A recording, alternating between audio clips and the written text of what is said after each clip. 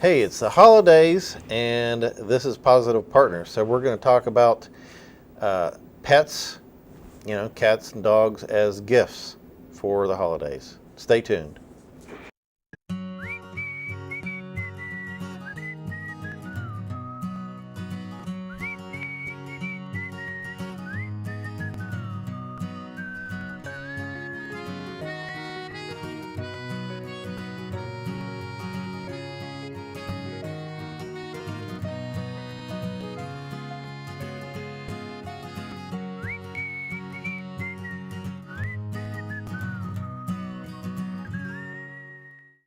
I like to get puppies and little furry things, rabbits and stuff for Christmas or holidays. Rabbits maybe for Easter or different things. And we would like you to make an informed decision so that not you, your pet doesn't end up in the shelter or on the road or somewhere else. It's my belief that when you adopt or you get a puppy, this is a lifetime agreement you have with the animal. You've committed. So we want you to make an informed decision, know what kind of breeds you have, and not just go to the store and go, oh, it's cute, and bring him home. Yeah. If you're going to get a puppy for the holidays, if you're going to be the one who's the primary caretaker and you've got a younger child and you're okay with you being the one who's going to house train the dog, and the children aren't old enough to participate in that, then that's something extra you're taking on in your schedule. Yeah, I don't care how much the kids are probably saying, oh, we'll take care of it. Don't believe that ain't gonna happen. Right. Yeah. You're gonna have to take up the slack. Yeah, so there's getting a dog, just like your child, has needs. It needs attention. It needs time to go outside to relieve himself. He needs to eat, and just like a baby, they eat and they do all these things with more frequency. Right. And in the middle of the night. So it's just like having a baby. The little guy's going to cry and whimper, and he's going to want to eat or go outside. And you have to go when they want to go. You can't tell you gotta a have baby. The time for that, right? You can't tell a baby that you can't go right now. Right. And let's see, about 4 years ago we got a puppy, and we've had multiple puppies. And we really didn't watch TV for about 8 months, at least, for just watching to see where the little guy went and seeing if they're sniffing to go outside or wanting something to eat or chewing on stuff. That's one thing, just like baby proofing your house. You have to get socks and shoes and all these things that the little guy can eat off the ground. And that's a good point about the holidays, that we've got food out, presents, and people going in and out of the house maybe, and not all food is good for dogs. No, we've done a show on the kinds of foods that can be poison, right? And grapes, raisins. One to mention is xylitol, which is an artificial sweetener in a lot of candies, and it'll make a dog sick or kill them pretty fast. Wow. So it is very effective for that. So anyway, if you're going to have a puppy or a new dog coming into your home for the holidays, is that really going to fit with your schedule when you've got things out, and maybe people are more, you're outside of your routine. Maybe people are more lax about leaving stuff on the floor, and if it's a puppy, they're going to pick it up, they're going to chew on it, they're going to, so forth. So that's something to consider. Yeah, and the holidays might be a time that you want to go and visit a lot of people. You're going to be and away. Now we have a little puppy that cannot be left at home alone for more than like 2 or 3 hours. It's a schedule challenge, right, to say the least. And the other thing too is, you go to the pet store and you see this big, fluffy, soft puppy, and boy, it's nice and squeezy and wonderful and all that. Well, this is maybe a Saint Bernard. They're just beautiful dogs. Do you know that Saint Bernards are going to drool all over your floor and your furniture? The hair is going to go everywhere. You have to commit to brushing or having them groomed weekly. Yeah, you want to, if you've got a dog with a known breed, you want to know something about the breed. If you're getting a golden retriever, unfortunately, half of those dogs end up getting cancer. I think it's about half. Yeah, there are a lot of, or some dogs, you know, if you get a German Shepherd dog, depending on where they come from, if they're from an American line, they're more apt to have hip dysplasia. That's a big deal. Right. So, but if you're getting one, you know, is that going to fit in your schedule? Do you have the time to supervise them while you're doing other, you know, holiday kinds of things? Where are you going to put them when you're visiting and so forth? And if you do get one, you want to have the supplies. You want to have looked into what's it take to take care of this animal. You want to have the supplies on hand, because you really don't want to go out there and be in line with a whole bunch of Christmas shoppers while you're getting dog bowls and dog beds and yeah, that could be a few $100s on itself. With right, I kind of believe in crate training. So depending on the size of the dog, you need a crate this big or, you know, as big as a desk here. Yeah, right. And then, you know, do you have any idea what you're doing about crate training? You know, if you have no idea, if you've just got a wire cage there and you've got a puppy or a new dog, and you know, and that's all you have. You leave them in there for 21 hours a day. Yeah, if that's all you've got going for you, you know, you're not just not a great way to say you're not ready. You know, or if you're going to tie them to a tree, tree. Takes a process. You know, you got to prepare yourself. It's right. like, yeah, you know. If you're going to tie them to a tree, please don't. Yeah, I'm just not into that. Right. Yeah. So, I know they're working dogs, but all my dogs were inside and very well taken care of. Yeah. But you know, you got several $100s worth of stuff you got to get there up front. And you know, if you're going to get a dog or a puppy,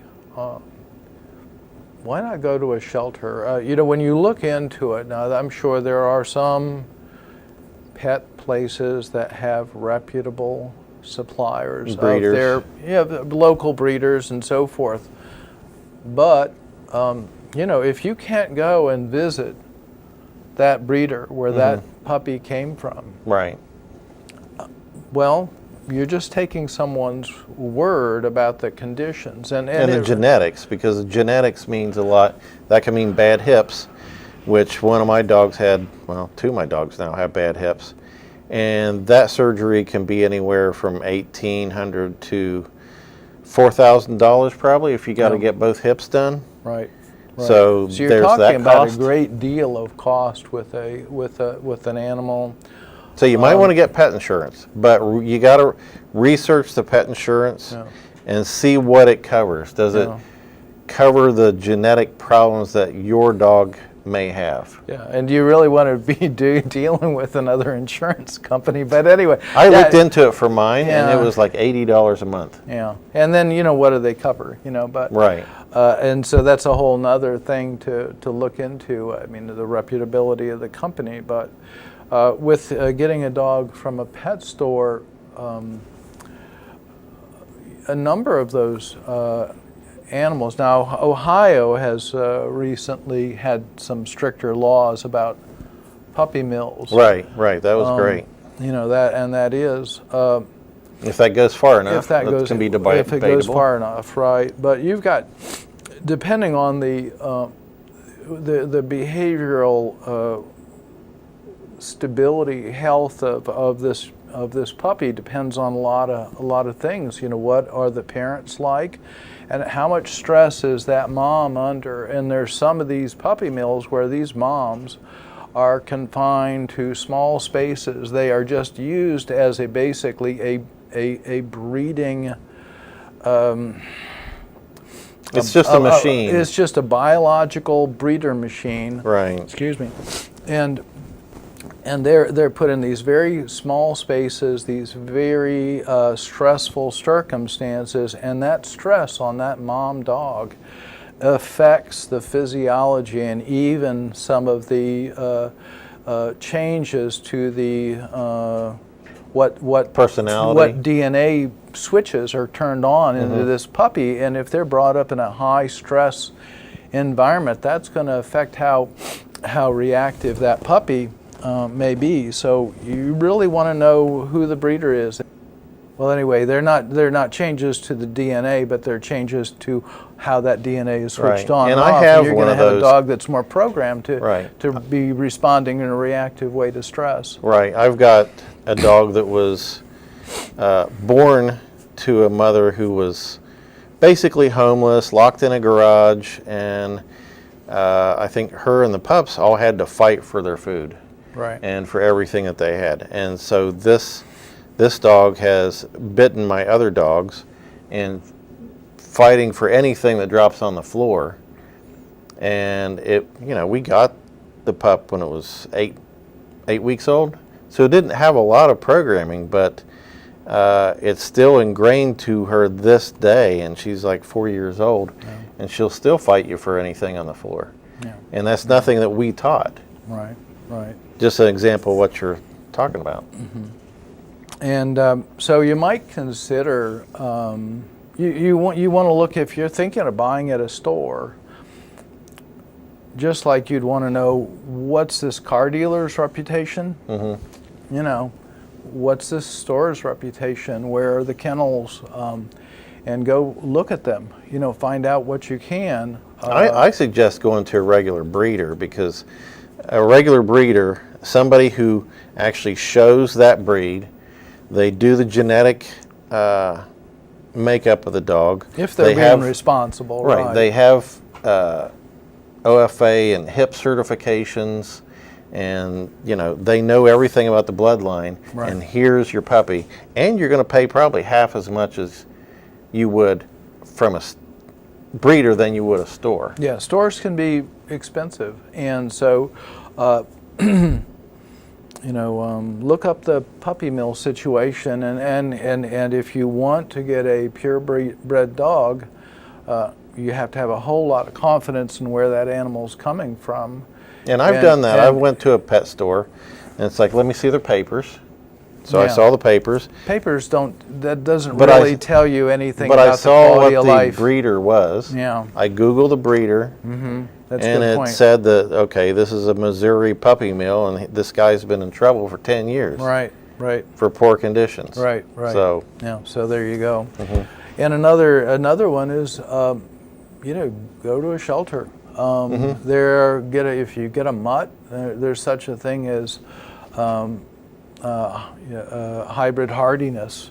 So mutts are on average as healthier than a lot of strains of purebred dogs. So, but at the same time, you have to be informed. I know huskies are very beautiful dogs, and they just are, they're gorgeous. They're hard to turn down. Right. But they are a high energy dog. You have to exercise them a lot, because they're built to run for days. Right. And you can't put them in an apartment and expect them to be happy and not chew stuff up. And you can't have them out in hot weather and expect that they're going to be okay. So, but if you're a person who likes to jog and you want a jogging dog, I think, one of those would be great. But for somebody with a sedentary lifestyle, I don't know, you might want to get like a bulldog or something that just likes to sleep. Yeah. and you can smart dogs like to chew. They get bored fast. Yeah. They'll invent something to do. Just like so. If you go to a shelter and you have some idea of your lifestyle, if you don't have time to housebreak a puppy and be up all night and be handling that feeding schedule, some older dogs might be suitable for you. There might be some dogs that have come in and there's a story, you know, something happened. This dog was doing well in its home. It was house trained and all that. The owners moved or somebody got ill. Yeah, nice dog, unfortunate situation. There we go. Yeah, and that might work well for you. So then the dog's already been bonded. It hasn't been through 4 or 5 different placements that didn't work out. It's you know, ready to form another relationship. You see if you and that dog click, and you know, go see that dog a few times, walk it, and see how things go. Yeah, that was one of the tests I did. We adopted a 4-year-old Berner, and I wanted to see if it was excitable, because we'd had some dogs that were excitable and would bite. And so I took him out and walked him around, then ran, and then, you know, tried to get him excited and see what his reaction was, because the other one would probably, you know, turn around and get somebody. Right. But he was very laid back. He came back inside and laid down and like no big deal. And it was kind of cool that, you know, you bring a dog home, he's already housebroke. That's a whole lot of stuff I ain't got to worry about. Yeah, yeah. He had been trained, you know, he knew sit, he knew his commands, and like you say, good dog, an unfortunate situation. Right, I think, but that, you know, possibly that's another there was opportunity for this that person dog. had probably a group of dogs. One of them bit somebody, and the neighbors like said, you got to get rid of all your dogs, and so they liquidated everybody, yeah, or get sued. Right. So I got one of their great dogs, and okay, he's been wonderful. And you know, if you've got other animals at home, you want to do an introduction. You want to see how they get along, and so what you can do is take your dog to the, you know, the property there, and you know, it'd take 2 of you, but walk one person. Somebody has your dog and is walking with them, and you walk the other dog, and let them get acquainted with one another on a walk, and see how that goes before you try to throw them together. Yeah, when it's you better leave, to have a meet on neutral property, right, neutral grounds, and have them not my territory or yeah, your that territory. kind of thing, right? You know, so. But that's what I did when I adopted Oliver. I took Ulrich up with me and said, "Hey guys, you guys all get along?" And they were all cool together. So if you know, it's an expense. Bigger dogs, take it from me, cost a lot more money than small dogs. Yeah. I still love my big dogs, though. I won't have anything else. But and not to mention the food. I mean, you know. Yeah, food wasn't a huge deal, but yeah, it's a deal. It's a deal, and depending on what you feed, you know, yeah, it can be a really. And then heartworm medication and flea medicine. And tick. Flea and tick. That's a few $100s a year. Not to mention the vet visits and all that sort of stuff. And that's if nothing goes wrong. And now these days with the ticks, ticks and all that sort of, you know, stuff, you got to check your dog for ticks, because down in along the river there, and this is probably true over the state. There have been 250 dogs in this one veterinary practice that have shown up as positive for Lyme disease. Okay, that comes from deer ticks. These deer ticks are small, so, you know, if you're out in this area, you know, you're at risk for getting one of these ticks on you and contracting Lyme, which just can feel like the yucks, but can, you know, once it's past its initial stage and once it gets into the chronic stage and reactivates, that can cause real neurological and physiological problems system-wide. So you got to be checking your dog for ticks. Now, I mean, you might not want to then have a long-haired dog where it's impossible to get into their fur. Oh, finding a tick on Oliver would be impossible. You know, so if you're in an area where, you know, where that's going on now, these flea and tick medications are supposed that it's a toxin that's circulating in your dog's system. It's an insecticide that's circulating, and the theory and the idea is that it kills the tick or flea, whatever's biting your animal and taking blood in. And the idea is that it's going to kill them before they inject, in the case of a tick, before they inject that fluid back into your animal. Well, there are different ideas about how long a period of time is it before a tick disgorges the contents of its body back into your animal or into you. Some say it's 2 or 3 days, some say it's a day, some say it's maybe 12 hours, in the worst cases. Anyway, so if it's a longer period, it's your what dice do you feel comfortable rolling? And if you want to know that your dog is pretty sure that they don't have ticks on them, probably a short-haired dog, and you can run your hands through their fur and every bump on their body, and you go like that little business right there, it's small, but it wasn't there yesterday, and so you want to get, there are a lot of things to do with dogs. You want to get them used to body handling, so they're comfortable with tick checks.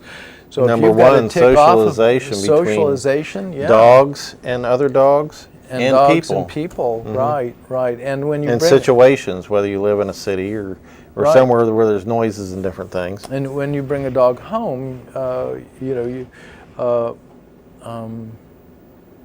you want to, for the holidays, you don't want to put them in the midst of all kinds of chaos. If it's a dog that's new to your home, or if it's a puppy, you want to, it's their new life, and even though it's it's a big party, you don't want to have all this chaos going on around your animal. So there's a lot to take into account, and it's better to prepare yourselves. Dogs fortunately are adaptable, and they've survived by making the best of the situations, and that more often than not, whether we've done our pre-planning or not, more often than not works out, thank goodness. But pre-planning is a good idea. So you got to know if you got the time for training, if you have the money for health care. Yeah, and the money for training. I mean, if you've had multiple dogs, and you know what you're doing, it may be instinctive, for you, but you really know what you're doing with a dog, you're good to go. If you've had a dog back when you were a kid, but that was not a dog that you had primary responsibility for taking care of and helping adjust to things and training, you're going to spend money on training. And go to a trainer that you feel comfortable with. If you're going to a trainer and what they're asking you to do turns your stomach, and I don't know that there are any training techniques that are appropriate that need to turn your stomach or make you feel badly about what you're doing with your animal. So look into your alternatives. There's no reason to have to shock collar a dog to teach them sit, down, stay, come, those basic behaviors. It's all very, very trainable without going to those levels. That's just someone who uses some tool that's amplifying force, pain, discomfort. When you look at the ethics of training dogs and the humane hierarchy for training, that falls on the very last of the list, and that is the last thing you want to have to ever get to, and that's because everything for us, some other strange reason, has failed. And that things don't have to get to that point with appropriate early success-based training. You can have a very polite dog that will wait for you to give them permission to take their food. You can hold your hand out with food in it, and they'll stare at that until you say, "Okay, take it." You can do that all with success-based training. You don't have to intimidate them in any way. So yeah, like talk to your your shelter, the person who runs the shelter. There's some sad stories. Yeah, and tell them, if you go to shelter, tell them what you're looking for. Right. You know, and wait for that dog to come in. If you're wanting to, give a gift of a dog to someone, give them a coupon from that shelter. Here, your dog, this is your gift. You go in, and if they decide they don't want a dog, well, then they can just turn that certificate back into the shelter, and you've done something. It's a donation. You've done something. Because after the holidays and before the holidays are high times for people dropping off dogs. If you didn't know, there are some people who will drop off. It can be higher, but the reasons that people give for turning in a dog at the holiday times are particularly heart-wrenching. Yeah, my dog's older. Staff.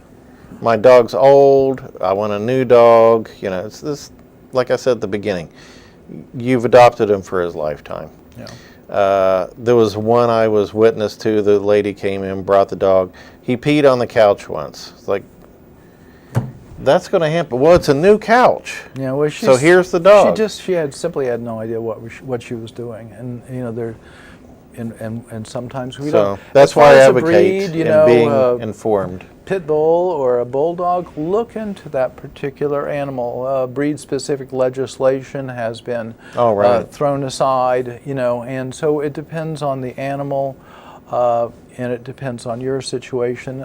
Some dogs require more experienced trainers and owners. They're not just they're placid. More hard-headed. They're a dog who's been bred to be determined in what it's doing. So you have to be able to work with that. So, all right, well. But dogs We're not are saying very don't get it. important part of our lives. They add so much, and they're worth the investment. Right. Just be ready to make the investment, and it'll pay off for you. Right. It's a great thing to do, but be informed. So, have a happy holiday, and thanks for watching. Thank you.